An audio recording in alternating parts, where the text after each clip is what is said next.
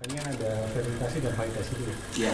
Kalau misalkan dari salah satu sekolah daftarnya melebihi 7%, kalau tetangganya nggak ngaruh, ya. Tapi yang ngaruh adalah kapan orang tua itu mulai bekerja di situ. Di penempatan tugasnya Pak ya.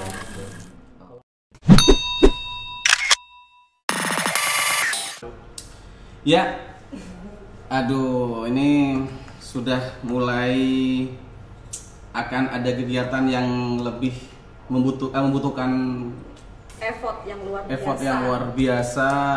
Kemudian pastinya harus fokus. Yes. nggak ada hentinya ya. Tidak ada hentinya. Tapi tetap semangat. Harus. Namanya saja SMA 1 Pamekasan. SMA Negeri 1 Pamekasan. Ya. Gimana kabarnya Pak Budi? Alhamdulillah baik. Siap. Siap melaksanakan tugas. Oke. Bu Nazil, bagaimana kabarnya Bu Nazil? A little tired Pak Peng. Beberapa hari ini kayaknya capek sekali ya Pak ya. Cuman tidak mengurangi semangat kita untuk memberikan sosialisasi kepada masyarakat tentang PPDB Ya, 2024. betul sekali. Pastinya masyarakat bertanya-tanya nih, kenapa harus ada 3 orang di depan seperti ini? Jadi ceritanya begini. Nah, Ceritanya panjang. ceritanya panjang sekali nih. Iya, ceritanya panjang. Jadi saya kemarin melihat Pak Budi dan Bu Nazil itu sudah ikut dalam pelaksanaan temu teknis ya untuk pembahasan Juknis PPDB 2024. Dan sebelum video ini kemarin juga sempat disampaikan oleh Pak Kepala SMA Negeri 1 Pamekasan tentang hal-hal yang baru yang ada dalam PPDB 2024 ini. Nah, pastinya ini masyarakat bertanya-tanya nih. Nih, saya bukan host, Bapak, Bu. Ya, jadi saya di sini sebagai wakil dari masyarakat yang ingin bertanya. Nah, mudah-mudahan kita bisa membedah Juknis yang dilayangkan oleh Jawa Timur. Dinas Provinsi. Iya, Dinas Provinsi Jawa Timur. Betul sekali Pak Peng. Jadi beberapa waktu yang lalu memang kita diundang oleh Dinas Provinsi Jawa Timur dalam rangka sosialisasi PPDB ya. Ya. Nah, kita sudah belajar di sana secara teknisnya dan kali ini kita akan bedah Juknis PPDB tahun 2024 Provinsi Jawa Timur. Ada hal baru yang ada di situ ya. Dan masyarakat harus tahu. Dan masyarakat harus tahu karena tiap tahun kebijakannya kadang-kadang bisa berubah. Iya. Dan masyarakat kalau tidak ikuti informasi ini menganggap bahwa Sama dari tahun saja ke tahun seperti sama tahun aja. yang lalu. Begitu daftar kaget loh kok nggak bisa, loh betul. kok tidak ada, loh kok berubah. Nah oleh karena itu ini hari ini Iya. kita sosialisasikan. Pastinya masyarakat Pak Budi sudah menyiapkan strategi kan mengacu kepada Juknis yang tahun kemarin. Iya. Ternyata berbeda. Nah, Iya. ini Pada dasarnya sebenarnya tidak jauh berbeda, cuma ada hal-hal baru yang harus diketahui oleh masyarakat. harusnya saya yang nanya ini Pak Budi. Gitu. Iya. Bagaimana langsung kalau kita Ya. memulai saja ya. Biarkan Pak Franky yang bertanya Bapak. Tapi biar kita tidak tidak ini kita sambil terlalu minum saja gitu ya. Bu. Ya. Oh. Kopinya bisa diminum. Kayaknya punya Bapak sudah berkurang banyak deh. Oke, sudah satu tegukan, siap menjawab pertanyaan. Oke, siap ya. Jadi saya mencoba untuk menampilkan beberapa informasi dulu. Ya. Mudah-mudahan sudah muncul di layar nih. Ya, tuh di layar bisa kita lihat. Oke. Ya. Kapan hari beberapa waktu yang lalu Bapak Kepala Sekolah sudah menyampaikan hal-hal baru. Sedikit hal-hal baru, mungkin sedikit kita singgung lagi biar lebih linear gitu ya dengan informasi yang akan kita sampaikan. Sedikit saja Pak Budi, Bu Nazil. Apa kira-kira yang menjadi poin penting yang perlu disiapkan dalam hal baru ini? Ya, yang pertama hal baru ya, nanti nyambung Bu Nazil saling melengkapi. Hal baru, coba di next ya. Nah ini dia hal baru dalam PPDB Jatim 2024, yaitu yang nampak jelas hal baru yang berbeda dari tahun yang lalu adalah sistem zonasi. Yang pertama dalam satu kabupaten atau kota dibagi menjadi beberapa zona. Nah di Pamekasan kita dibagi menjadi tiga zona. Ya. Penjelasannya ada di next slide ya. Oh iya betul, saya intip tuh ada penjelasannya detail sekali di bagian tahap zonasi Pak Budi. Betul. Jadi kita bahas nanti saja. Nanti saja. Ya. Hanya ini informasi secara garis besarnya dulu ya. Kemudian kota zonasi masih tetap apa ya? 50%. Kemudian terbagi atas 30% untuk wilayah zonasi radius jarak terdekat ya 30%. Kemudian ada dua jalur. Dua jalur zonasi ya. Yang kedua 20% untuk wilayah zona sebaran. Siap. Sekali lagi nih, saya tegaskan ya bahwa 30% itu berdasarkan pada zonasi jarak, itu 30%. Yang kedua, 20% berdasarkan zonasi sebaran. Bagaimana itu nanti dijelaskan. Oke, berarti sama dengan ini ibaratnya Pak, dianalogikan tahap 1 ya. Tahap 1 kan ada banyak jalur ya Bu ya. Ada jalur afirmasi dan lain-lain. Berarti di zonasi ini juga dibagi persentase juga. 50% itu 30% di zonasi, 50% itu di zonasi, cuman dalam zonasi itu ada dua jalur. Masyarakat bisa memilih nanti apakah menggunakan zonasi jarak terdekat ataukah zonasi sebaran. Nah, ini yang jadi polemik dari masyarakat biasanya Bu. Zonasi. Masalah ini kita hadir. Zonasi ya, siap. Jadi akan lebih detail lagi kalau kita lanjut. Biar tidak terlalu lama. Oh, ada penjelasan ternyata Bapak di sini tentang sistem zonasi. Ini bagaimana Bu? Ini sebenarnya Pak Franky untuk sistem zonasi radius jarak itu sama seperti tahun yang lalu ya. Kebetulan 30%. Kalau di SMA 1 kita kan 50% zona itu sekitar 180 siswa Bapak G. Jadi kalau 30% radius jarak itu sekitar 108 siswa yang akan diterima dari jalur ini untuk SMA N1 Pamekasan. Dan zonasi radius jarak itu maksudnya adalah kalian jadi calon peserta didik yang rumahnya diukur dari jarak terdekat sekolah ke rumahnya. Jadi semakin dekat rumah peserta didik, calon peserta didik tersebut kepada SMA N1 maka peluangnya lebih besar. Itu yang dimaksud dengan zonasi radius jarak. Yang sedikit beda adalah zonasi sebaran. Sebaran ini ternyata kita sekarang sudah mengenal, ada data yang diberikan oleh pemerintah ya Pak ya, bahwa di zona 2, karena SMA N1 berada di zona 2, ada 64 kelurahan desa. Kok ada zona 2 Bu? Berarti ada berapa zona di? Ada 3 zona Bapak. Sebentar, sebelum bahas zona dulu, karena untuk zonasi ini nanti kita akan bahas Bu di bagian zonasi saja. Jadi secara umum untuk zonasi ini sudah ada 20% dan 30% zonasi sebaran. Ya. Nanti mungkin penjelasannya next gitu Pak ya. Kita lanjut aja dulu ya. Karena tidak akan selesai nih bahas zonasi ini. Ini hal baru saja dulu ya Pak ya. Nah, untuk hal yang baru selanjutnya di sini ada pengambilan PIN. Nah, ini Pak. Ini PIN ini sangat berpengaruh pastinya ya dalam pendaftaran PPDB 2024. Tidak hanya sekarang, tahun-tahun kemarin kalau sudah tidak dapat PIN kan tidak bisa mendaftar ya Pak Budi. Iya, betul. Mohon Pak Budi gimana dibantu untuk menjelaskan. Perbedaan dari pengambilan PIN dari tahun yang lalu adalah kalau beberapa waktu yang lalu PPDB kan kita masih dalam kondisi yang serba terbatas ya karena COVID.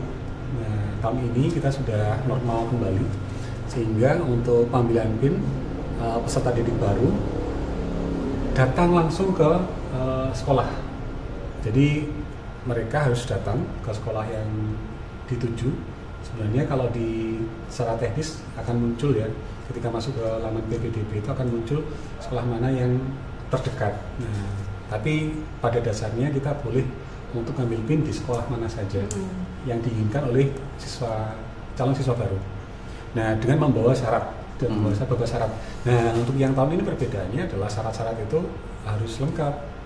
Salah satunya adalah membawa yang asli, ya, ditunjukkan berkas aslinya, Pak. Berkas asli. Berkasnya apa saja nanti kita akan bahas satu persatu di tahap. Oke, baik. Bedanya kalau yang tahun kemarin online bisa dilakukan di rumah, hari ini atau saat ini PIN-nya tidak offline. Bisa diambil dari rumah. Jadi bagi siswa yang ingin mengambil PIN harus hadir langsung ke sekolah. Karena di sini ada keterangannya Bu ya, di sana itu membawa dokumen untuk diverifikasi dan divalidasi oleh panitia. Ya, betul. Ya, gitu Pak Budi ya. Ya.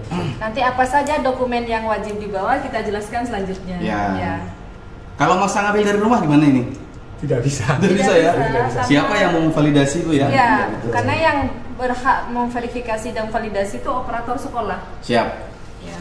Sudah Operator panitia PPDB. Oh ya, Operator panitia PPDB. Operator panitia PPDB. Ya, that's what I mean. Oke, baik. Untuk selanjutnya ini Pak Budi, di layar ada ketentuan umum, aman ini ya. Ini bisa dibaca nanti. Jadi Bapak Ibu, kakak adik, om, tante bisa screenshot langsung lah, boleh. Oke, kita lanjut. Nah, untuk jalur PPDB sekarang Pak, tahun ini 2024 itu yang untuk SMA. Di sini kan ada jalur, ada 1, 2, 3, 4, 5 jalur. Ya betul ya, 5 jalur itu untuk pelaksanaannya kan pastinya berbeda tanggal-tanggalnya. Namun informasinya Pak Budi atau Bu Nazil, yang mana nih yang masuk dalam kategori tahap 1 untuk tahap 2 dan tahap 3-nya? Untuk tahap 1 itu ada pengurangan jalur ya Bapak ya. Kalau kita melihat di sana, afirmasi masih ada, prestasi hasil lomba juga ada, pindah tugas orang tua juga ada. Iya. Yang tidak ada itu tenaga kesehatan Bapak ya. Oh iya betul, jeli sekali Bu Nazil ini Pak Budi. Karena mungkin ya pemerintah ya sudah mentiadakan tenaga kesehatan, meniadakan tenaga kesehatan karena dipandang negara kita sudah aman dari corona. Ya. Dulu waktu itu untuk yang tenaga nakes masuk ke yang nomor 2. Nomor 2 pindah tugas ya Pak ya? Ya. Oh iya. Jadi untuk yang afirmasi tidak ada perubahan, kemudian prestasi hasil lomba juga tidak banyak perubahan. Nanti perubahannya hanya adanya golden ticket dan ketua OSIS. Baik, ini 15% untuk afirmasi. Untuk pindah tugas 5%, bedanya dengan tahun kemarin tidak ada nakes. Kemudian prestasi hasil lomba 5%. Dan yang masuk tahap 1 nanti yang bersamaan Pak, jalurnya ini yang mana saja? Ya untuk yang afirmasi 15% ya, itu ya bersamaan semua. Bersamaan dengan pindah tugas ini? Ya, jadi ada 3 tahap ya. Tahap pertama itu afirmasi, prestasi hasil lomba dan pindah tugas. Tahap pertama. Tahap kedua itu prestasi nilai akademik 20%. Kemudian tahap 3 adalah zonasi SMA 50%. Jadi kalau di layar itu kelihatan tahap 1 itu nomor 1, 2 dan 3. Itu tahap 1. Tahap 1 ya? Tahap 1. Dengan waktu yang bersamaan. Waktu yang bersamaan. Kemudian tahap 2 prestasi nilai akademik nomor 4 itu. Kemudian tahap 3 adalah zonasi SMA. Yang 50% itu. Ya. Dan terbagi 30-20 seperti yang di atas tadi ya? Iya. Baik, sepertinya saya sudah paham juga untuk jalur-jalur ini. Ini untuk SMK kita loncati saja. Pelaksanaan PPDB. Seperti ini Pak ya? Tahap 1 ini jalur afirmasi, pindah tugas dan hasil lomba. Ini yang jalur akademik untuk rapot 25%, dan yang ketiga tahap keempat karena tahap ketiganya ini SMK. Betul sekali. Yang terakhir punyanya SMK juga. Jadi kita untuk yang SMA ini 1, 2 dan 4. Ya. Kita lanjut. Nah, ini pembahasan pertama untuk jalur afirmasi. Di sini ada keterangan ada keluarga tidak mampu dan adem. Wah, adem nih Pak. Adem. Ada AC-nya. Ada AC-nya. Anak buruh 5%, penyandang disabilitas 30%. Ada yang perlu dijelaskan Pak Budi mungkin, Bu Nazil? Ya, kita baca satu persatu saja agar nanti bisa lebih jelas ya masyarakat ya. Warga tidak mampu dan adem 1 terdaftar sebagai penerima program bantuan pemerintah antara lain KIP, PKH, KKS, PBPNT dan lainnya. Nah, di sini tidak tercantum KIS ya, karena KIS KIS tidak ada ya Pak ya. Karena KIS kan dulu itu sedikit rancu karena ada KIS yang bukan bantuan pemerintah. Oleh karena itu dijadikan satu di KKS dan PKH, kartu keluarga sejahtera. Oh iya betul. Kalau seperti Pak Budi punya KIS kan ya, kartu Indonesia Sehat. Iya. Yang dari betul, karena saya ASN ya. ASN punya KIS ya. Jadi sebenarnya saya nggak berhak untuk di jalur ini. Oh, berarti rancu ya. Tahun kemarin itu banyak juga yang saya alami sebagai panitia. KIS-nya ternyata dokter pribadi gitu kan ya. Itu nggak boleh Bu ya. Sekarang tidak ada. Ya. Sekarang tidak ada. Makanya mungkin karena ada banyak kerancuan di situ, untuk tahun ini penggunaan KIS tidak ada ya. Langsung ke KIP, PKH, PKH itu program keluarga harapan, kemudian KKS itu KKS itu kartu keluarga sejahtera. Ya. PBPNT itu program bantuan pangan non tunai. Non tunai, program bantuan pangan non tunai. Berarti semuanya program bantuan pemerintah. Ya, betul. Nah, untuk validasinya bisa dicek di mana ini, Pak? Kalau KIP Kalau KIP kita ceknya di KIP kan kartu ya. Iya. Jadi kartu itu membawa kartunya kartu Indonesia Pintar itu, atau bisa dicek di Dapodik. Bisa dicek Dapodik di sekolah asal. Dapodik laman sekolah asal. Kalau untuk yang KIP, kalau PKH, KKS dan PBPNT ada di Dinas Sosial, Pak ya. Ceknya di DTKS. Data DTKS. Dinas Sosial ya. Iya. Ya, ini flashback Pak ke tahun yang kemarin. Ada beberapa pendaftar yang menggunakan alasannya KIP, ya Bu, alasannya KIP, dapat bantuan dari sekolah, bahkan dia sampai punya rekening di salah satu bank. Nah, itu ketika saya tanya, dapat bantuan apa? KIP Pak, kartunya mana? Tidak dapat. Loh, kok bisa tidak dapat? Buktinya apa? Saya dapat bantuan dari bank. Nah, itu kira-kira bisa tidak untuk dijadikan dasar untuk mendaftar atau syarat mendaftar ke laman itu, atau bagaimana solusinya Pak kira-kira? Punya kartu? Kartunya tidak ada. Buku rekeningnya yang ada di situ. Buku rekeningnya ada, karena di dalam juknis itu tidak menunjukkan buku rekening sebagai bukti bahwa dia adalah pengikut program keluarga kartu Indonesia Pintar atau PIP, maka buku rekening tidak bisa digunakan sebagai syarat untuk mendaftar di jalur PIP ini. Atau bisa jadi kartunya belum jadi Pak, atau masih di wali kelas SMP-nya mungkin. Bisa dicek. Bisa jadi ya? Bisa dicek. Jadi kalau untuk seperti itu ceknya di Dapodik sekolah asal. Jadi kita lebih baik ke sekolah asal, kemudian cek di Dapodik, screenshot atau download bukti bahwa anak tersebut penerima PIP. Tetap KIP ya Pak yang kita pakai. Tetap kartunya nanti yang dipakai Pak biasanya. Kartunya yang dipakai ya. Karena nanti untuk bukti yang ini Pak, itu kartu yang di. Berarti yang pertanyaan dari Pak Peng tadi yang kartunya hilang, berarti tidak bisa sebagai syarat ya, sebagai syarat mendaftar. Berarti harus disiapkan dari sekarang. Misalkan benar-benar dapat bantuan dari pemerintah dan dapat uang tunai dari bank, jadi menemui yang bersangkutan atau yang punya ini Bu, punya. Beberapa tahun yang lalu ada kasus seperti itu, katanya dapat KIP tapi nggak pegang kartu. Jadi kami minta anaknya untuk mencari, bisa ke kepala desanya Pak, dipegang kepala desanya atau mungkin di gurunya. Yeah. Yang jelas bagi anak yang mendapatkan KIP itu pasti ada kartunya. Oke, siap. Berarti harus ada kartu. Ya, harus digarisbawahi di sini ya. Ada kartu, di mana kartu itu nanti yang di fotonya di-upload di lamannya. Makanya ada verifikasi dan validasi itu ya. Ya. Kalau misalkan dari salah satu sekolah daftarnya melebihi 7%. Ada di poin 2 itu ya, seleksi berdasarkan jarak rumah ke sekolah. Iya, betul sekali. Terjawab nomor 2 ya.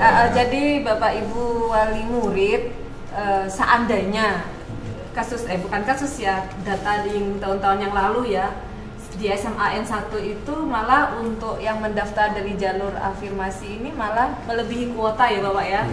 Jadi yang sistem seleksi itu ya berdasarkan jarak, sehingga mungkin bisa saja yang masuk ke jalur ini bisa saja tidak diterima, bukan karena apa, mungkin dia tidak lulus di nomor 2, yaitu seleksi berdasarkan jarak rumah ke sekolah. Iya, seperti itu.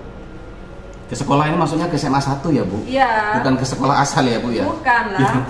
Sekolah ini SMA 1 kan sekolahnya ini yang dituju. Seperti itu. Baik, untuk keluarga tidak mampu sepertinya saya mewakili masyarakat mungkin sudah sedikit paham. Ya. Cukup apa sedikit paham nih? Cukup paham. Ya, jadi siapkan. Kalau sedikit paham, nanya lagi nggak apa-apa Pak? Nanti ada episode selanjutnya untuk kita siap. tanya jawab secara langsung. Iya. Untuk anak buruh, mungkin saya bantu untuk membacakan Pak Budi ya. Orang tua siswa memiliki tanda anggota serikat buruh. Yang kedua, diutamakan siswa yang terdaftar sebagai penerima ini seperti yang tadi, seleksi berdasarkan jarak rumah ke sekolah yang dituju. Kalau anak buruh kira-kira? Ya, anak buruh dengan mengupload kartu anggota Serikat Buruh. Yang Jadi, punya kartu? Ya, yang bapaknya atau ibunya yang menjadi sama saja buruh? orang tua. Orang Orang tua. tuanya. Ya kalau tetangganya yang buruh kalau punya kartu ya nggak bisa karena harus diupload juga Dibuktikan kakak. kakaknya. Ya. Iya, betul sekali. Berarti yang punya kartunya orang tuanya, bukan anaknya. tuanya. Oke. Tapi kalau buruh di Pamekasan jarang sepertinya, Budi. Sepertinya jarang karena saya belum pernah menemukan Karena di sini menemui ya atau mungkin kekurangan ketidaktahuan saya belum menemukan orang tua yang mempunyai kartu serikat buruh. Ya.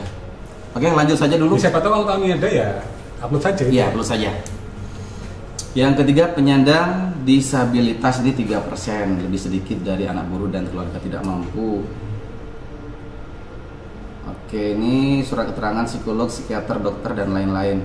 Oke, sepertinya sudah jelas nih Pak. Ini satu lagi Pak, ADEM. Oh iya. Ini belum kita bahas nih, ADEM, afirmasi pendidikan menengah. Ya, adem itu Yang bagaimana Bu? Adem itu Bapak. dingin. adem itu dingin. Iya, artinya dingin Adem itu itu memberikan fasilitas, ya, Fasilitas. kepada daerah-daerah yang tidak terjangkau. Tidak terjangkau. Atau blank spot kita Atau blank menyebutnya. spot, ya. Di Kalau Pamekasan itu hanya Madura ya? Pamekasan ya? Madura. Ada di Pasar Lembu tuh. beberapa di Juknis ini menyebutkan masa lemu contohnya. Oh, di Juknis ada ya? Di Juknis ada? Itu di Bukan Pamekasan, Pak, Madura. Madura ya? Iya, Madura. Masa lemu ya? Berarti yang tidak terjangkau minimal jaringan internet. Ya. Iya betul. Dan Jadi kalau Papa ikut putranya ikut adem nggak bisa karena rumahnya dekat. Oh, rumahnya dekat ya? Jaringan lancar. kalau saya tetap Bisa ikut terjangkau. yang tadi Pak, afirmasi Anak guru ya? anak guru. Anak guru. Tapi masih berapa tahun ke depan. Iya. Kalau Pak Budi sama Bu Nasil kan sudah Iya. melaksanakan menggunakan fasilitas ini. Iya. Iya. Ya karena kebetulan anak saya sudah kelas Iya, 11 siap. tahun yang lalu. Sepertinya sudah jelas nih jalur afirmasi yang 15%. Kita lanjut saja Pak ya. Ini di layar jalur pindah tugas orang tua. Di sini ada 3% dan 2% pindah tugas orang tua melampirkan surat keterangan pindah dari instansi paling lama 1 tahun Iya. sebelum tanggal pendaftaran PPDB yaitu tanggal 10 Juni. Yang kedua surat keterangan domisili. Iya. Ya ini maksudnya ketika orang tua pindah ke Pamekasan, ini yang maksudnya jalur pindah tugas orang tua itu dari kabupaten lain ke Pamekasan ya Pak ya, Iya. bukan pindah instansi dalam Satu kabupaten kabupaten. Pamekasan, nggak bisa. Oh iya. Jadi pindah tugasnya itu dari luar kabupaten masuk ke Pamekasan itu paling lama 1 tahun. Sehingga terhitungnya kalau pendaftaran kita 10 Juni berarti 9 Juni 2023. Oh. Terhitungnya masa kerjanya di sini Iya. 2023 9 Juni. Iya. Paling lamanya Bapak. Untuk misalkan mereka tidak punya surat keterangan seperti ini Pak, buat baru tertanggal hari ini untuk kebutuhan PPDB, namun Itu paling lamanya 1 tahun Pak Peng. Jadi seumpamanya pindah 2 bulan yang lalu tidak apa-apa. Maksudnya pindah ke sini itu paling lama 1 tahun. ya begini Bu, maksudnya surat keterangan itu misalkan tidak punya untuk diupload di sini. Oh. Nah, untuk dibuat surat menyesuaikan dengan kebutuhan PPDB, tapi dia sudah kerja selama 2 tahun di sini. Apakah boleh tertanggal di bawahnya itu misalkan tertanggal 9 Juni, hanya tertanggal ininya? 2023. Kalau tertanggalnya nggak ngaruh sih sebenarnya. Nggak ngaruh ya? Tapi yang ngaruh adalah kapan Pada orang tua itu penempatan mulai tugas. Bekerja di situ. bekerja di Penempatan Pamekasan. tugasnya Pak ya. Betul. Oh. Kalau tanggalnya sekarang, kemarin itu boleh. Tapi yang penting keterangan di situ tentang kapan mulai dinas atau ditempatkan di Pamekasan itu tertanggal kapan. Nah itu maksimalnya 1 tahun. Jadi kalau sudah di sini 2 tahun yang lalu ya nggak bisa gitu Pak. Nah, ini yang ini banyak yang nggak paham. Ini yang nggak paham ini. Jadi tidak sembarang orang tua yang pindah ke Pamekasan bisa ikut jalur ini. Batasnya itu maksimal 1 tahun, berarti 9 Juni 2023. Jika orang tuanya sudah di sini 2 tahun, penempatannya tertanggal 2 tahun yang lalu, ya nggak bisa ikut jadi jalur ini. Karena kasusnya tahun lalu ya, bukan kasus ya, ada yang temuan ya. temuan misalkan tanggal 10 Juni 2023 yang lalu ya, dia bawa anak, dia ditugaskan dari waktu itu dinas punya ya kementerian, kementerian kan sering pindah ke kota dan bisa jadi luar pulau ya. 3 bulan sebelumnya, 2 bulan bahkan proses pindah ke Pamekasan, sehingga rumah pun belum punya. Mau tinggal di mana belum. Kemudian kontraknya, kalau kontrak ya dia belum punya. Makanya kebingungan anak tersebut dan orang tuanya kebingungan apa yang harus dilakukan. Nah, itulah akhirnya boleh menggunakan surat keterangan domisili. Nah, ini tidak berlaku untuk yang lain. Contohnya zonasi pakai SKD ya nggak boleh. Prestasi tidak boleh. Jadi khusus SKD atau surat keterangan domisili ini khusus bagi siswa yang ingin mengikuti jalur tahap 1 melalui pindah tugas orang tua. Dan ini yang penting juga Pak Peng, kan tidak semua siswa yang mendaftar tahap dari jalur ini diterima ya Bapak Gia. Maka sesuai dengan ketentuan Juknis, PIN yang anak itu pakai untuk digunakan sebagai jalur pindah tugas orang tua, seandainya tidak lolos di jalur ini, kan otomatis dia akan ikut di tahap kedua. Maka PIN tersebut tidak bisa dipakai Bapak. Tidak bisa dipakai? Tidak bisa dipakai untuk di tahap kedua. Oh, jadi anak itu harus memperbarui PIN-nya. Jadi ini spesial untuk anak yang mengikuti jalur perpindahan tugas orang tua. Sebentar Bu, mohon maaf saya potong. Memperbarui apa mengambil ulang? Mengambil ulang dengan cara menggagalkan. Jadi ke Kacabdin, PIN-nya digagalkan dan dia kembali lagi ke sekolah, minta PIN baru. Dan hati-hati, sepertinya kalau kita lihat di jadwal Juknis ini hanya punya waktu satu hari untuk menggagalkan PIN awal di Kacabdin, kemudian ke sekolah mengambil PIN baru. Karena kalau dia ikut tahap 2, PIN barunya itu maka menggunakan KK Pak ya, tidak menggunakan lagi SKD, ya kan ya? Dia pakai KK-nya, tidak pakai domisilinya. Iya. Berarti sangat detail sekali Pak ya. Karena kalau tidak memperbarui PIN di laman itu atau akunnya anak tersebut akan terdeteksi surat keterangan domisili di jarak itu ya. Ya, betul. Makanya harus memperbarui PIN untuk mengetahui di mana lokasi rumah berada seperti sesuai dengan yang ada di KK. Ya, untuk kebutuhan mendaftar nilai rapor dan zonasi. Di tahap 2 dan di tahap siap. 3. Jadi khusus pindah orang tua harus ngambil PIN lagi kalau tidak diterima di tahap itu. Ya, betul. Oke. Siap. Ini spesial untuk yang pindah tugas orang tua ya, teman-teman. Jadi untuk yang lain PIN-nya tetap aman sampai diterima. Jadi nggak perlu ambil bolak-balik, satu kali saja kalau untuk yang lain. Baik. Untuk yang persen selanjutnya Bu, ini 2%. Anak guru dan tenaga kependidikan. Wah, anak guru untuk anak guru ini tenaga kependidikan jenjang SMA bla bla bla bla hanya bisa mendaftar di tempat orang tuanya bertugas. Ya, betul. Sehingga kesimpulannya kalau mau daftar ke SMA 1 pastikan memang orang tuanya bertugas di SMA 1 gitu loh. Bukan berarti anak teman saya yang guru di SMA lain tidak bisa daftar ke sini menggunakan nggak bisa fitur ini Pak. Daftarnya bisa, tapi nggak diterima. Oh, daftarnya bisa, iya.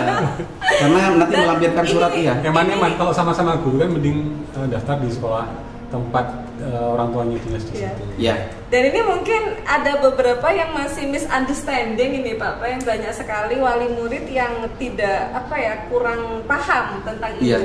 Jadi merasa orang tua saya, bapak saya guru, sudahlah saya daftar dari jalur ini ya. Itu eman capeknya gitu loh. Mungkin mending pakai yang jalur yang lain aja kayak gitu. Karena jelas nggak bisa, sama sistem jelas ditolaknya. Karena di situ persyaratan selanjutnya adalah melampirkan surat tugas. Iya. Jadi SK-nya harus mengeluarkan sekolah yang akan tidak mendaftar di tempat itu. Iya, betul sekali. Siap. Berarti anak guru hanya di sekolah tersebut. Iya. Siap. Anak guru dan tenaga kependidikan. Yes. Baik. Itu kalau anak gurunya di situ kan kuotanya 2% ya. Kalau anak guru di situ kebetulan 10 orang ya berdasarkan jarak lagi. Ya, betul. Oh iya. Yang paling dekat walaupun sama-sama anak guru gimana? Itu kan hanya 2% tuh. Bapak tadi bilangnya bagaimana kalau melebihi kuota gitu ya? Iya. berdasarkan jarak. Iya, tapi kan sudah saya jawab. Tapi begini Bapak Ibu, daripada kita bahas anak guru ini, ya karena pastinya ini jalur intern, ya jalur anak guru di dalam sini. Jadi masyarakat, oh Sudah ya berarti paham anak guru lah. semester 1 sudah paham lah. Nggak usah Ya, dibahas. tidak usah dibahas rinci ya. Lanjut. Karena pasti masyarakat, wah ini ngomel terus nih Bapak Ibu ini tidak selesai-selesai. Nah, Ada oke apa? berarti Bu, untuk anak guru ini kita bahas lagi ya. Kita Oh, ya, kembali yang lagi terakhir ke ya. jalur pindah tugas orang tua. Untuk anak guru kan kita tidak perlu membahas secara detail karena memang anak guru ini khusus jalur intern dan penghargaan bagi guru yang berada di sekolah tersebut, gitu ya Pak ya. Iya. Jadi tidak perlu kita bahas karena masyarakat pasti sudah paham betul. Ya. Nah, Lanjut aja. lanjut ya, mungkin, Pak Pen, karena ya. ini ada satu lagi yang saya intip tadi malam ini, jalur prestasi hasil lomba ini ada 5%. Yes. Jalur prestasi hasil lomba 5%, ada lomba akademik dan lomba non akademik 2% dan 2%. Loh, 1%-nya di mana nih? Di juknisnya ya, di juknis 2% untuk lomba akademik, 2% untuk non akademik. Oke, ke slide ya Pak Budi ya, Pak Budi jawab ya. Ditampilkan slide-nya Mas. Ya. Ditampilkan slide-nya. Karena belum tampil kayaknya Iya. di layar. Nah itu dia, Ya. udah tampil tuh. Silakan Pak Budi mungkin ya, bisa menjelaskan ya. Ya, jalur prestasi hasil lomba itu 5%, dibagi menjadi 2, lomba akademik dan lomba non akademik. 1%-nya tadi mana? 1%-nya ternyata di penjelasan sebelumnya sudah ada, atau di nomor 7 tuh. 1%-nya ada di golden ticket ketua OSIS dan fit Quran. Sama seperti tahun kemarin berarti Pak ya. Sama dengan tahun kemarin. 1% itu berarti berapa Bu Nazil? Kalau jumlah siswa kita 300. rombel belajarnya 360 siswa ya sekitar 3 atau 4 siswa. 3 atau 4 siswa. Itu antara ketua OSIS dan Hafiz Quran. Ya, Dua-duanya itu ya? 3 atau 4 siswa itu ya di jalur golden ticket OSIS. Jadi 1% itu Hafiz Quran dan OSIS 1%, 3 sampai 4. Berarti bisa jadi 2 OSIS, 2 tah. Bisa jadi gitu ya. Oke, baik. Semoga yang daftar nih banyak, ini keren kalau ketua OSIS nih, keren banget. Karena kan pasti orang-orang pilihan Dan di yang sekolah jelas asalnya. di setiap sekolah kan pasti ada ketua OSIS tuh. Ketua Ya kan? OSIS Bu ya? Ketua OSIS loh ya, bukan itu. Bukan anggotanya. Bukan anggota, bukan segbit-segbitnya, Bukan bukan segbit. ketua segbitnya, tapi ketua OSISnya. Tidak boleh pembinanya daftar Bu. Nggak boleh, sudah tua. Bapak. Baik, untuk golden ticket sudah kita bahas, dan ini untuk lomba akademik Pak.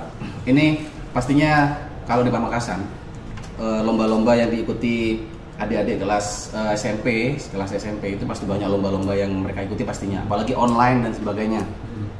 Pastinya ini ada di sini keterangannya, di sana bisa kita lihat bersama bahwa dilaksanakan secara berjenjang atau tidak berjenjang. Nah, kemudian buktinya, ya. Mungkin kembali sebentar ke OSIS ya Bapak ya. Oh, Itu lagi kan harus lagi. ada buktinya apa kalau dia menjadi ketua OSIS. Tadi kan belum ya, belum disampaikan. Jadi, Pak Peng, kalau jadi ketua OSIS itu apa, ada surat keterangan Pak ya dari sekolah kalau anak itu memang menjadi ketua OSIS. Kalau itu dari berangkat di Tafid, ada surat keterangan juga. Mungkin bisa dua dua alternatif. Yang pertama dari sekolah, yang kedua kan kalau ketua OSIS, pengurus ketua OSIS kan ada SK-nya mesti Ada kan SK, ya? jelas. Oh, ya. gitu. Jadi ada dua. Dua ya? SK di OSIS, pengurus OSIS, yang kemudian di note Surat bahwa dia ketua keterangan OSIS dari atau kepala sekolah. surat keterangan dari kepala sekolah. Saya tanya nih Pak Budi, Bu Nazil. Misalkan saya punya teman, nih teman saya anaknya ketua OSIS semua, SMP A, B, C sampai Z. Yang daftar 10 ketua OSIS ke sini.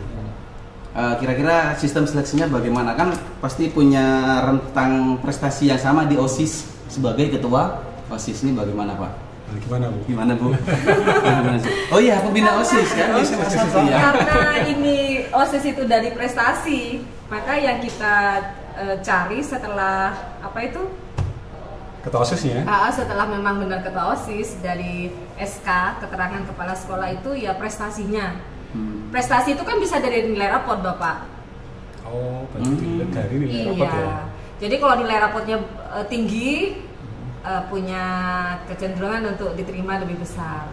Dan itu juga akreditasi sekolah juga, indeks sekolah itu juga mempengaruhi. Karena yang jelas kayak indeks sekolah Pak ya, semakin banyak nilai lulusan yang masuk ke sini tinggi-tinggi itu juga mempengaruhi gitu loh. Indeks sekolahnya kan tinggi. Itu yang membuat ketua OSIS tersebut memiliki peluang yang lebih besar daripada ketua OSIS di sekolah lainnya. Yang lain. Apalagi sampai punya prestasi hasil lomba, Ya, bisa jadi sebagai pendukung ya. Tahfidz, Pak. Kalau tahfidz itu, Pak, hati-hati, ada aturannya juga, Pak. Ya, mungkin Hafiz Quran ya. Ya, untuk tahfidz kan itu ada aturannya. Kalau 1 sampai 6 skornya berapa. Itu ada, sudah bisa dilihat di situ. Di slide berikutnya mungkin ya Pak. Oh iya. Langsung slide selanjutnya ya. Yang tahfidz dulu mungkin tahfidz ya. nggak ada. Tahfidz itu ada di sini, saya lihat tadi malam. Silahkan di situ izin ya. Pak Peng mungkin dicarikan. Karena saya yakin anak-anak Pamekasan ini Pak, untuk tahfidz itu banyak sekali yang ingin mendaftar dari jalur ini. Tapi dibatasi 1% ya. Iya, tapi Kalau- yang diterima hanya 2. Sambil nunggu Pak Peng nih. Kalau misalkan kan tadi balik ke OSIS, dia jadi ketua OSIS tahun yang lalu bisa nggak? Tahun yang lalu kan berarti masih kelas berapa? 8. Boleh dong. Jadi gini, Oh. anak ini lulusan tahun yang lalu pernah jadi ketua OSIS, bisa nggak melalui jalur ketua OSIS? Iya. Bisa. Bisa nggak? Bisa. Bisa ya. Bisa. Mendaftarkan? Daftar. Ya. Bisa dong. Silahkan. Nggak apa-apa. Nanti kembali ke sistem ya yang akan menentukan. Kan nanti sistemnya akan menentukan apakah anak, kalau tahun yang lalu kan berarti usianya lebih. Ya, misalkan anak ini dia lulusan tahun yang lalu, ketua OSIS dari SMP yang mantap. Nah, biasa tadi kan Bu Nasil bilangnya ada indeks sekolah, ada prestasi rapotnya oke, terus kemudian indeks sekolahnya oke, mantep, paling mantep daripada yang lain. Dan usianya lebih tua. Usianya lebih tua, berarti peluangnya lebih besar dong. Iya. Berarti bisa jadi kalau saya ketua OSIS saya daftar tahun kalau depan Pak aja. Budi itu expired ya. Tapi pernah jadi ketua OSIS dulu Bu. Itu bisa jadi kan, itu strategi kan ya. Jadi saya daftar tahun depan aja deh. Tapi untuk kesana anak-anak masa sih Pak mengorbankan 1 tahun Pak. Kalau tahun depan masih sama aturannya, kalau sudah tidak ada bagaimana? Karena Iya. aturan PPDB ini tiap tahunnya Bisa kayaknya berubah. berubah loh Pak. Iya, makanya Update Bu. selalu Ya. diupdate terus. Ini belum ketemu Pak Budi. Nanti ya. Ada di sini, Masya Allah. Ini saya bacakan aja gitu ya. Ada ya Pak ya. Waduh, udah ready ternyata. Sambil lalu ya Bu Nasil ya, Yes. biar tidak terlalu lama. Untuk lomba akademik ini, untuk yang berjenjang dan tidak berjenjang, kalau misalkan Hafiz masih kita pending dulu untuk mencari skornya, mohon dijelaskan dong Bu. Ini sudah. Ada ya? Halaman berapa? Di Saya bantu. sini ada 60. di halaman 64. 64. Oke. Saya coba dulu 64 di mana ya? Sekitaran itu Pak. Sekarang setelah 62. Setelah 62. Oh, ya. Sebelum 65. 65. Kadang Pak Budi cerdas ya. Jadi di sini Pak Peng sambil Pak Peng sambil dicari sambil saya bacakan. 65. Jadi untuk jumlah juz yang hafal ya 1 sampai 6 juz itu skornya 4. Ini sudah ada. Nah, kita lihat bersama-sama di sana. Oke. 7 sampai 11 itu skornya 8. Ini ya. Iya, betul. Tadi ucapkan mungkin Pak Peng. Ya, siap. Mantap, kan. ini jelas kelihatan nih. Nah, ini. Jadi bisa kita lihat di sana ya 12 sampai 17 juz 16. Nah, itu puncaknya kalau hafal semua tuh 128. 30 juz. Yes. Sama seperti saya. Bukan juz 30, Bapak. Oh iya, saya juz 30, Ya, juz 30 bukan 30. Mas, saya juga bisa. Kemudian gini Pak, ini yang perlu kita tahu Pak. Itu ada sertifikat yang dikeluarkan oleh pondok pesantren atau lembaga tahfizul. Tapi karena di sini banyak sekali dari tahun ke tahun kalau kita lihat ya, yang ikut jalur ini kan banyak sekali. Dan SMA 1 memiliki input yang luar biasa. Kita ada tim sendiri yang juga menguji apakah anak-anak ini benar-benar ya hafal berapa juz. Itu dari SMA 1 sendiri ada timnya Bapak. Nanti kita kasih jadwal tersendiri. Jadi selain mereka memberikan bukti sertifikat, dari pihak Semansa juga ada kebijakan untuk melakukan penilaian terkait tahfidz tinggi, jalur tahfidz. Jadi SMA 1 punya ini ya, punya SDM untuk uji tahfidz. Ada Pak, kita punya SDM. Iya, jangan lupa itu ada ini ya, ada tambahan tuh ya, dan dilegalisir oleh instansi yang berwenang. Maksudnya siapa tuh?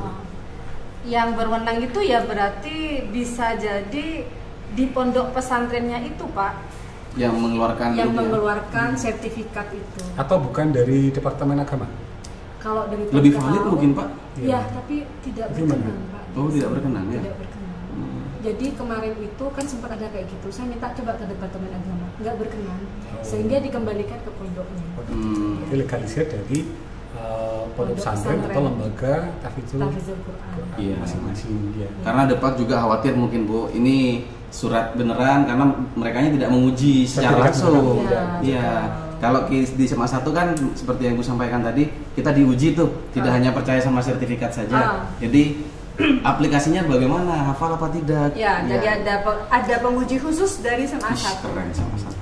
Keren dong semuanya. Tapi di dalam rentang PPDB itu ya Bu ya? Ya jelas. Nanti kalau anak-anak ini udah jelas masuk ke jalur ini Pak ya, insya Allah nanti kita buatkan grup khusus. Di situ kita akan berikan jadwal. Jadi anak-anak tersebut akan melaksanakan ujian berikutnya terkait hafalan. Yang buat grupnya siapa? Dari pihak panitia dong. Oh iya, ketua panitia. Oh iya. Lupa tadi untuk mengenalkannya nih, ketua panitianya Bu Nazil, Pak Budi sekretaris. Kayaknya sudah pada tahu teman-teman ya. Oke. Untuk Hafiz Quran sudah sepertinya Bu. Sudah clear. Skornya sudah jelas ya? Sudah jelas. Kemudian juga OSIS sudah jelas. Sudah kita jelas. masuk ke lomba ya. Lomba betul. Berjenjang atau tidak berjenjang gitu ya Pak Peng ya? Iya. Oke.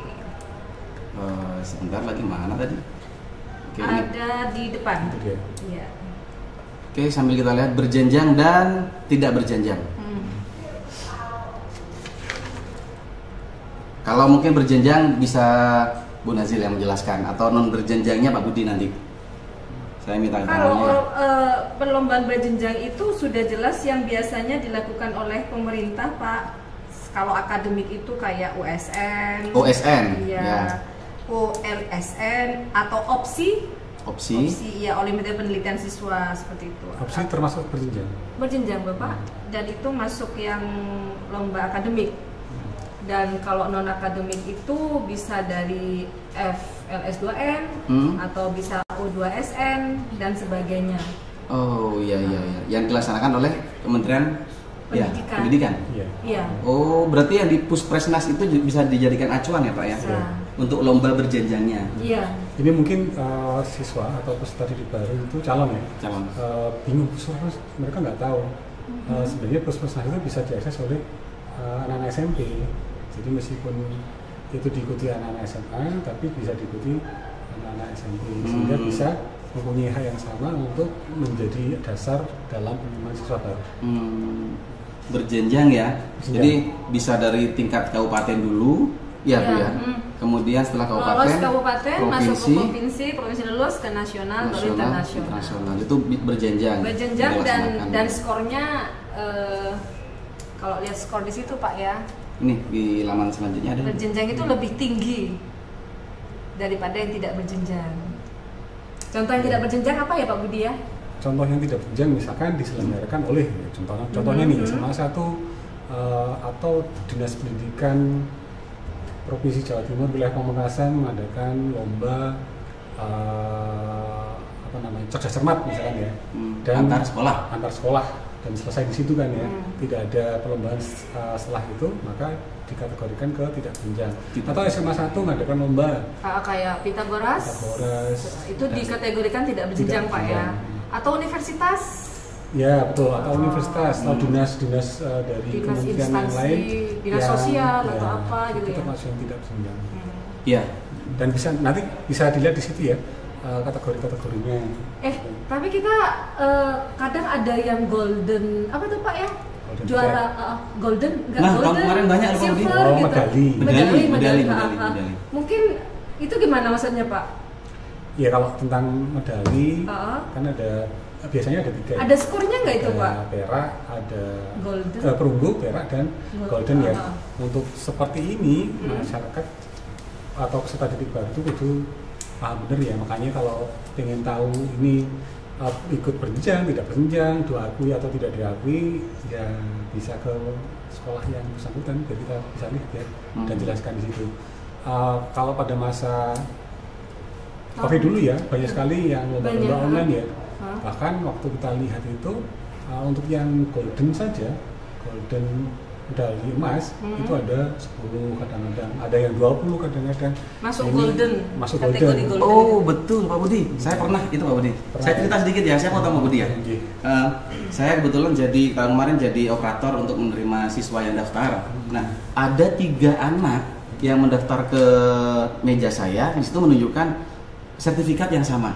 Semuanya golden dan sama-sama golden. Nah, saya bingung, ini sertifikatnya sama-sama golden. Terus saya bingung, ternyata di laman PPDB yang tahun kemarin tidak ada pilihan golden atau silver dan lain-lain, hanya ada juara Pak. 1, 2, 3. Betul ya. Sekali.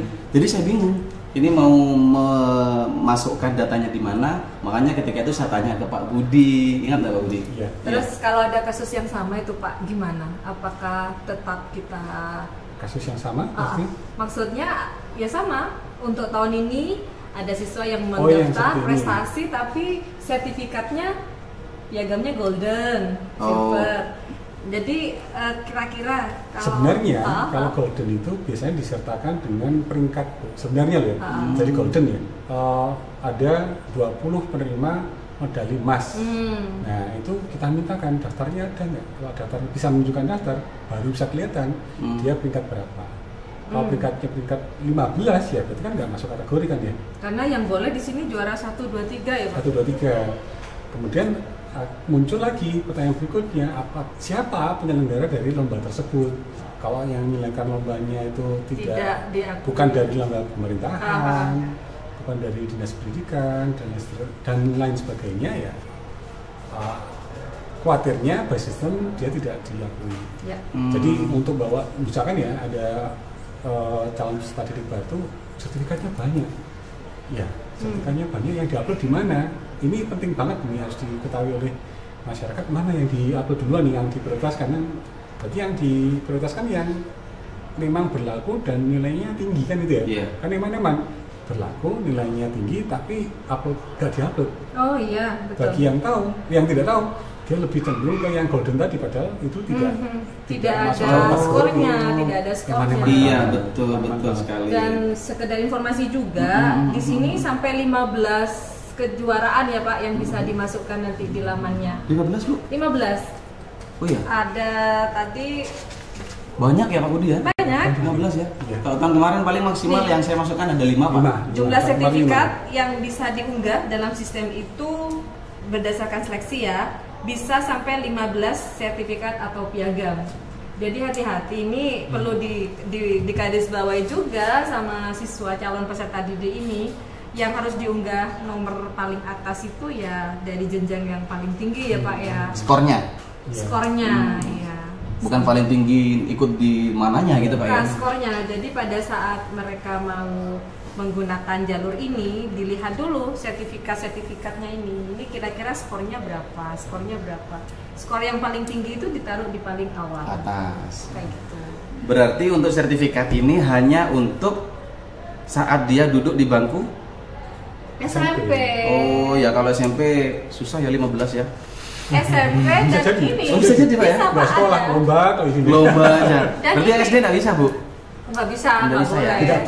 Tidak berlaku. Ya. Justru di sini juga lomba itu paling akhirnya 6 bulan sebelum berarti pendaftaran, bulan Desember ya, 2023. Desember itu lomba terakhir yang diakui Bapak. Desember 2023? Yes. Setelah itu lebih baik tidak diupload. Jadi kalau misalkan ada siswa yang ikut lomba di bulan Januari 2024 dapat juara 1 tingkatnya nasional atau nasional ya? Nggak berlaku ya? Kalau berdasarkan juknis itu nggak berlaku Bapak. Tapi menurut saya kalau misalkan mau diupload, upload saja. Upload aja, siapa tahu ya, nobody knows. Yang buat sistem bukan kita kan? Iya. Makanya perlu konsultasi ke SMA 1 ya? Harus. Ya, jadi emang gini konsultasi. Kadang wali murid itu kesulitannya tidak bisa menentukan mana yang kira-kira ditaruh paling atas, nomor 2, nomor 3. Ya inilah, silahkan datang ke kita ya Pak ya. Berarti konsultasinya menemui siapa nih Pak? Semua panitia untuk membawa sertifikat yang banyak. Pak, ini saya mau konsultasi, kira-kira yang mana yang mau saya masukkan ke begitu? verifikatornya aja Pak Budi. Ke verifikator ya? Iya. Yes. Tapi semua panitia kita bisa datang ke SMA 1, semua panitia akan terbuka untuk menerima, melayani ya. Melayani siapa saja boleh, siapa saja bisa dan mampu. Kadang-kadang kan ada nih orang tua yang kita daftar di rumah saja. Oh, ini nak kamu tuh tingkat nasional dapat medali emas.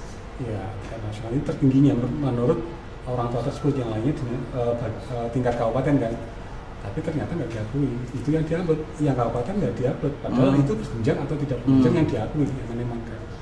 Makanya konsultasi sama pihak Semansa. Ya. Itu penting.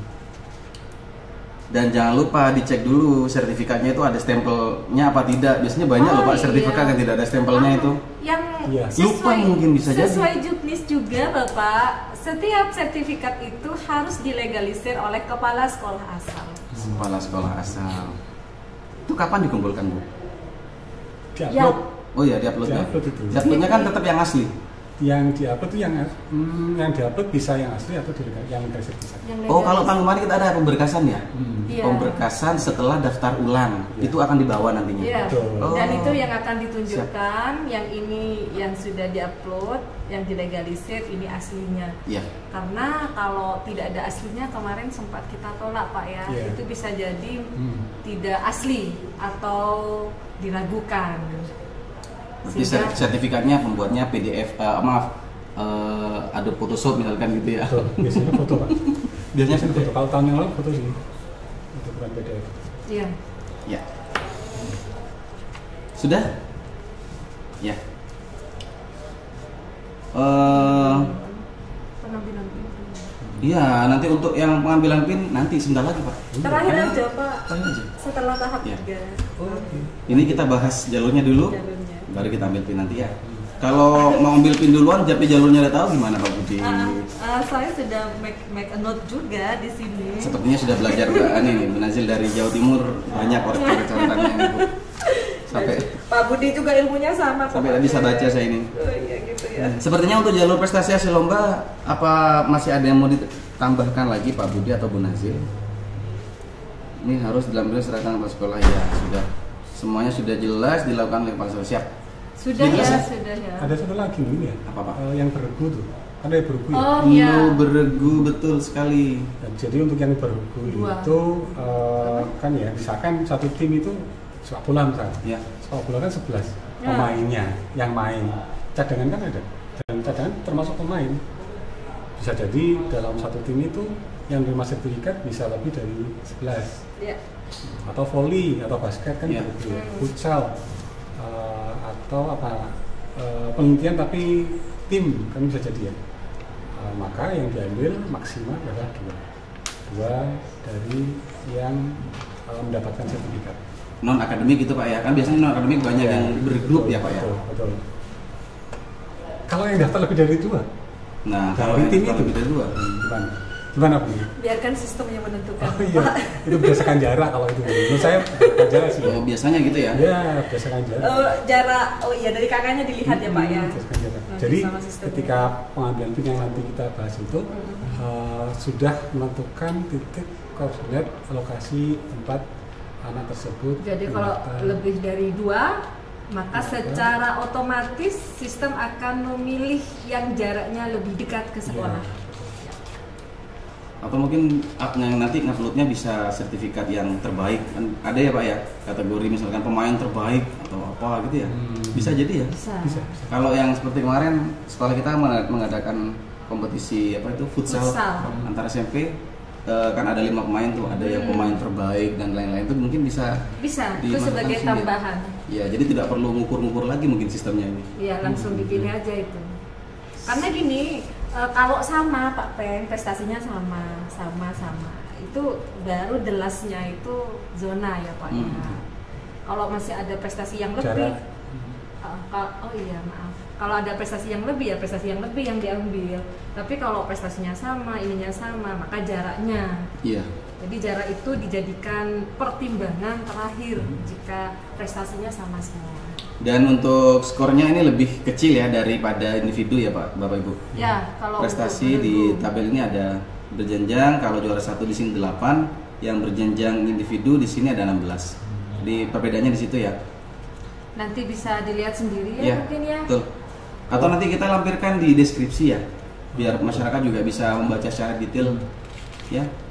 Ya, kalau misalkan orang tua atau peserta didik baru itu upload ya, misalkan dia ngitung skornya, kemudian bisa jadikan membandingkan dengan yang lainnya. Oh, ini skornya lebih besar saya daripada anak yang diterima itu.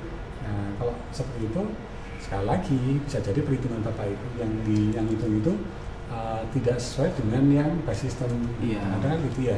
Contoh misalkan ini Bapak yang tadi sudah sini Bapak yang barusan itu bergu dan individu dihitung sama padahal beda kayak gitu. Akhirnya mempengaruhi kan. Iya betul. Idiomnya masyarakat sudah hasil lomba pokoknya. Betul. Ternyata beda ya. Ternyata beda. Individu. Itu dia. Berjenjang dan tidak berjenjang juga. Berjenjang dan tidak berjenjang. Apalagi sistem yang lombanya borongan Pak ya. Apa itu? Golden. Oh iya. Prestasi borongan namanya. Kadang-kadang terkelabui ya kadang-kadang ya. Sama dengan kesenian Pak. Kalau kesenian kan ada lomba, ada festival. Ini bedanya gitu. Bedanya apa Pak? Kalau lomba itu biasanya ada juaranya. Lomba baca puisi, jadi juara 1 Pak. Nah, misalkan ada festival, itu festival beda lagi. Kalau festival itu biasanya ada kategori. Kategorinya nanti penyaji terbaik ada 5 orang, penyaji non ranking ada berapa orang, penyaji harapan ada berapa orang, bilangnya sama. Iya, berarti sama dengan itu. Kalau sampean tuh jenengan itu paham banget karena biasa jadi juri. Jadi juri. Jadi juri. Guru seni budaya yang paling keren dia. Dan satu lagi yang harus diketahui, kalau untuk tahap 1 ini hanya tersedia 1 sekolah saja. Gimana? 1 sekolah saja untuk bisa mendaftar. Oh, mendaftarnya 1 sekolah, tidak bisa memilih sekolah lain, Pak. Ya. Halaman berapa itu, Bu? Belum dijelaskan. Di depan tadi sudah ada. Sudah ya? Iya. Depan. Memilih ke bawah lagi. Bawah lagi ya? Iya, bawah lagi. Ya, ini nih barusan. Yang ada itu loh, Pak. Ini. Iya. 1 sekolah saja. Dan ini juga bisa siswa yang berbatasan bisa ikut Pak di tahap 1. Zona perbatasan. Yes. Bu, jangan bahas zona perbatasan lagi, nanti kita bahas yang setelah gitu zonasi. Ya? Biar tidak terlalu ribet ini alur pikiran saya ini, Jadi, Pak. Ceritanya kita kan ada zona dalam sama zona berbatasan, Pak. Itu ya. Zona berbatasan itu berarti yang berbatasan dengan Kabupaten Pamekasan gitu loh Pak Peng. Ya, nanti kita bahas pas saat zonasi ya. Oh gitu. Ya. Tapi beda Pak Peng. Oh, beda. Kalau zonasi itu sebaran sama jarak. Itu sudah fokus ke zonasi. Yang ini prestasi. Prestasi. Oh iya. Siapa saja yang boleh mendaftar. Jadi bagi siswa yang dari Sampang, Kabupaten Sampang, asal dia punya prestasi yang oke, boleh ikut masuk ke SMA 1, ikut daftar ke sini karena dia berada di zona perbatasan. Perbatasan itu maksudnya zona yang berbatasan kabupaten. Sampang dan Sumeneb kalau kita ya. Jadi kalau dia tinggalnya di mana? Di Prenduan contoh ya. Boleh daftar, boleh. Punya kesempatan diterima, punya. Jalur prestasi. Yang tidak boleh Bangkalan. Apalagi Surabaya. Of course, sudah bukan batasan lagi. Kalau lintas pulau, Bu? Enggak. Lintas pulau asalkan perbatasan bisa. Talango misalkan. Bisa ya? Bisa. Kan masih kabupatennya? Iya. Sumeneb. Bisa. Bapak kok pertanyaannya menjebak ya? Iya, bukan menjebak. Biar kita tidak terlalu tegang dari tadi bahasnya. Kita bedahnya soalnya harus ribet-ribet. Ini Bu. Sudah, ini Sepertinya sudah Bu. Ini prestasi hasil lomba sudah sepertinya. Saya sudah paham ya. Berjenjang, tidak berjenjang, bergu. Sudah selesai semua nih? Belum. Belum. Aduh, kadang seneng ya. Ini sudah selesai baru tahap 1. Pak. Oke, tahap 1. Nah, daripada masyarakat itu bingung harus membaca, kemudian harus memahami, lebih baik kan kita sebagai panitia memberikan penjelasan yang lebih detail. Karena masyarakat saat ini Pak lebih banyak, lebih enak mendengar dan melihat Pak daripada membaca. Betul ya? Betul. Termasuk saya. Saya juga begitu. Gitu ya. Kalau mendengar tuh bisa sambil masak mungkin ya. Iya, istri masak Pak. Iya, sambil main game mungkin. Ayo let's continue, kita masuk ke tahap 2. Baik, Atau have a rest dulu? sudah lanjut saja. Take a rest dulu atau continue Kalau to saya the minum kopi dulu. second? Minum kopi dulu. Bu Nasir, kopinya sudah diminum. Habis, ini bukan